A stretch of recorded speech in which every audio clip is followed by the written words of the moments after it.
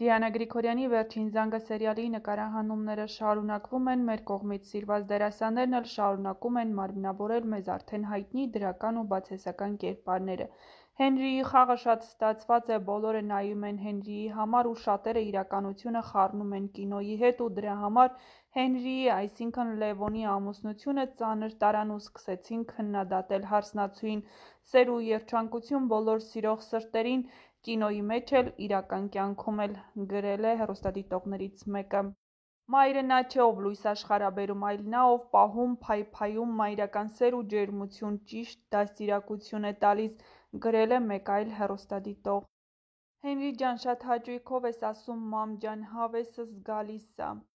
Լավ, միթե Անգելինայի ծնողների մոտ հարց չառաջացավ, ոնց կարող էր Միքայելը իր իսկ երեխային բերել ու տալ իրենց, ախր շատ պրիմիտիվ է ամեն ինչ։ Ծաղիկների պահը շատ հաճելի էր, նույնիսկ զգացմունքային, որ կադրում Հենրին ու Անգելինան կան, արդեն հաճույք ու ժպիտ են պարգևում, համակարծիք եք, եթե ոչ, գրեք ձեր կարծիքները։